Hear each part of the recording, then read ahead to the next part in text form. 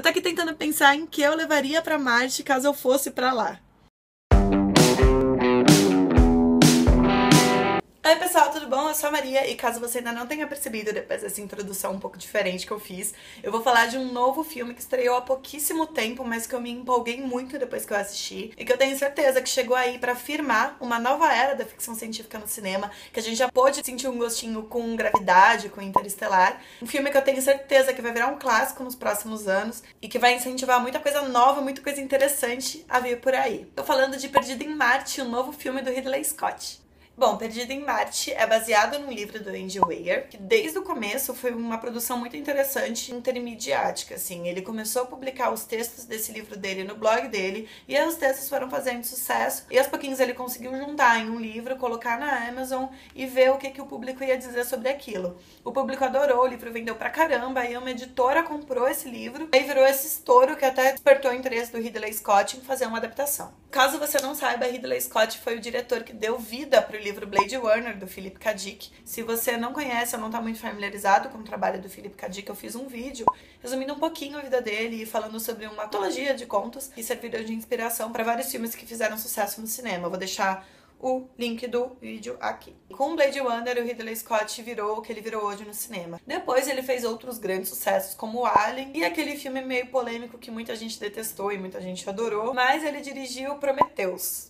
Perdido em Marte, na verdade, tem uma sinopse bem simples. Ele vai contar a história de um astronauta, o Mark, interpretado pelo Matt Damon, vai com a sua equipe para a terceira missão com tripulação em Marte. Essas missões são chamadas de Ares e ele vai para a terceira Ares, lá para Marte. Quando eles estão fazendo uma pesquisa de campo, eles passam por um problema, uma tempestade de areia, e nesse momento o Mark acaba se acidentando e desaparece, a equipe não consegue achar ele. E por mais que a capitã da missão tenha tentado voltar para tentar resgatar ele, ela não encontra ele. Então eles vão embora, eles conseguem entrar na nave de volta para a Terra e o Mark fica lá.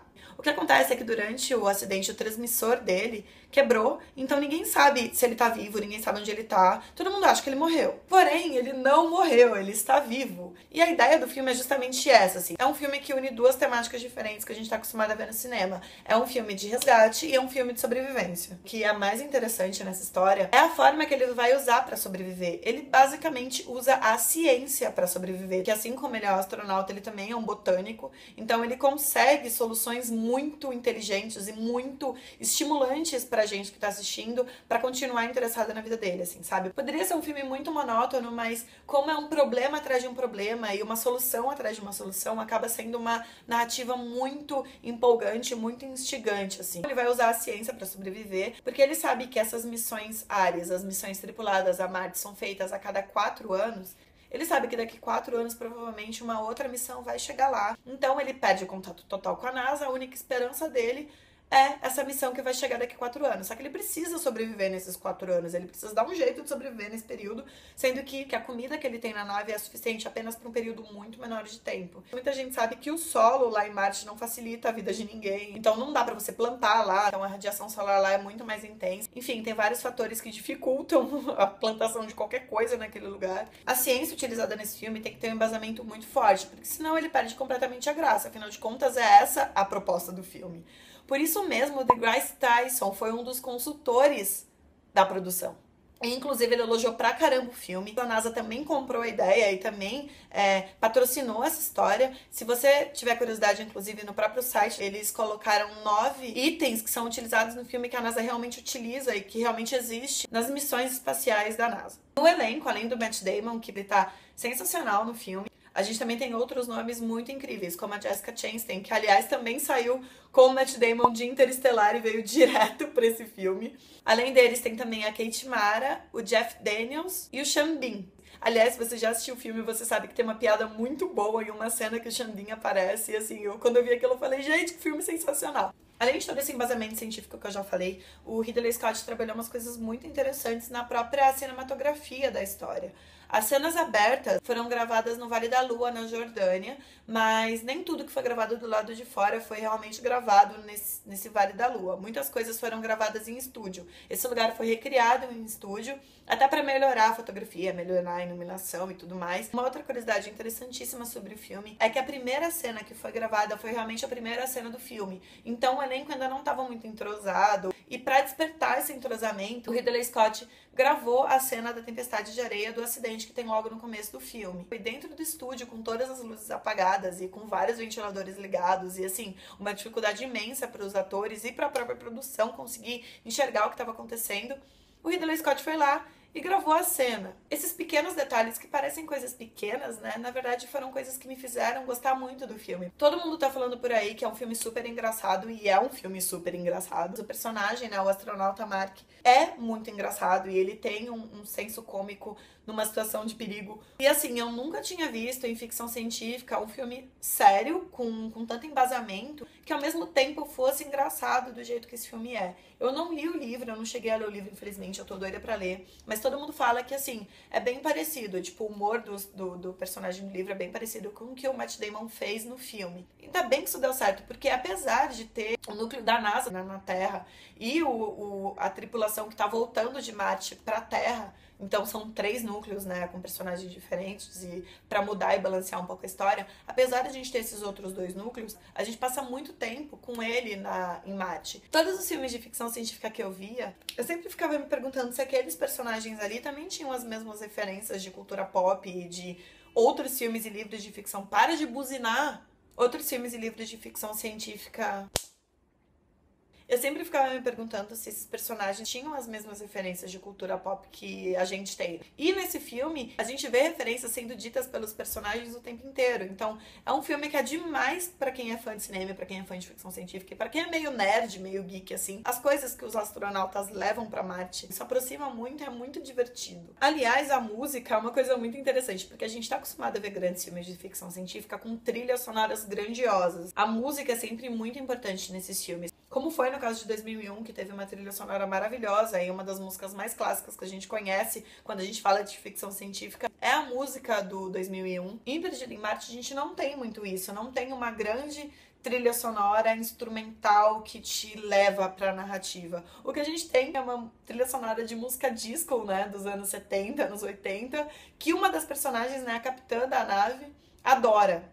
E essa trilha sonora, na verdade, é responsável por várias risadas ao longo da história. Principalmente nos créditos finais, quando toca uma música sensacional que encaixa perfeitamente com o que o Mark viveu lá em Marte. Quando eu disse que esse filme vai ser importante no futuro e faz parte de uma nova era para ficção científica no cinema, eu quero dizer que fazia tempo que a gente não via tantos filmes de ficção científica bons sendo lançados no cinema, e narrando uma esperança humana além do que a gente tem na Terra. Sempre gostei de ficção científica para imaginar a esperança do ser humano em além do que ele tem nas mãos, assim. Sonhar e o exercer o futuro. Então a gente passou por uma era meio negra disso no cinema, principalmente porque a maioria das produções que chegam pra gente aqui no Brasil são produções norte-americanas, e nos últimos anos os Estados Unidos sofreu com bastante problemas e assim, eles precisavam muito olhar pra realidade em vez de sonhar. Principalmente depois da queda das Torres Gêmeas, né? E de tantas guerras que aconteceram e que estão acontecendo por aí afora, o mundo precisou ficar um pouco mais realista. Isso é necessário, isso é importante.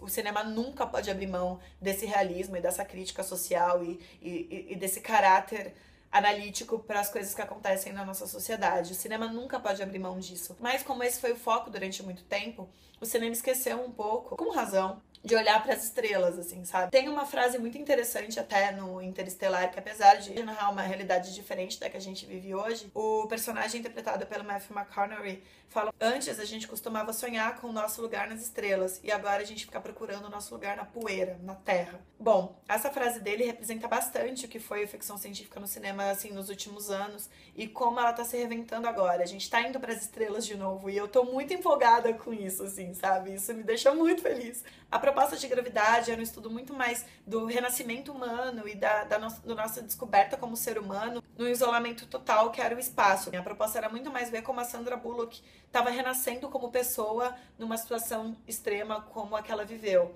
E apesar de não ter muita apuração científica e de ter alguns erros técnicos e científicos, assim, por assim dizer. Era um filme onde a proposta era muito mais a gente refletir sobre nós mesmos. Depois, com Interestelar, apesar de ser um filme bem mais científico do que Gravidade foi e ter um embasamento científico muito maior, até a parte que vira total ficção científica, mas não é sobre esse ponto que eu vou falar. Até onde ele podia ser real, ele foi real.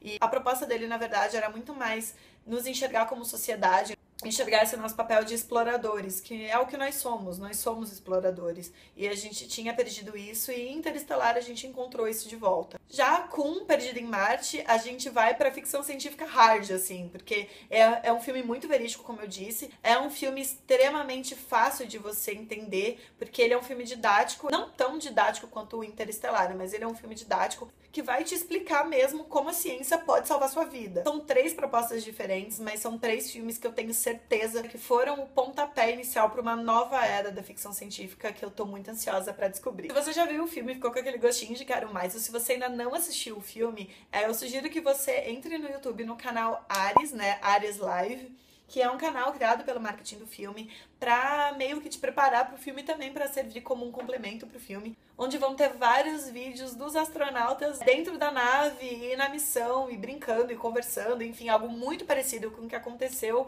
que a gente pôde acompanhar do astronauta canadense que fazia vlogs, gravava vlogs, e esses vlogs eram publicados na internet, a gente podia acompanhar o dia a dia dele ali. Então eu vou deixar o link aqui embaixo desse canal no YouTube, que é muito divertido, é muito interessante. Aliás, só pra recapitular um pouco do filme, já que eu falei de vlog agora, o Mark escolheu gravar vídeos pra registrar aquele período. Porque mesmo que ele não seja resgatado, aqueles vídeos vão ficar gravados de alguma forma, e esses vídeos servem também como uma muleta pra ele. Afinal de contas, ele tá sozinho, e narrativamente falando e psicologicamente falando, ele tem uma forma de lembrar que ele é humano, de lembrar que ele é um ser que se comunica, deixa o filme mais engraçado e mais empolgante e mais próximo da gente, e ao mesmo tempo é justificável, porque se ele não tivesse essa forma de registrar o que estava acontecendo, realmente ele ia enlouquecer muito antes, ou ele não ia ter incentivo dele mesmo em continuar o que ele estava fazendo. Resumidamente, eu achei o filme sensacional, é um filme engraçadíssimo e ao mesmo tempo ele é empolgante, ao mesmo tempo ele é nerd pra caramba e super geek,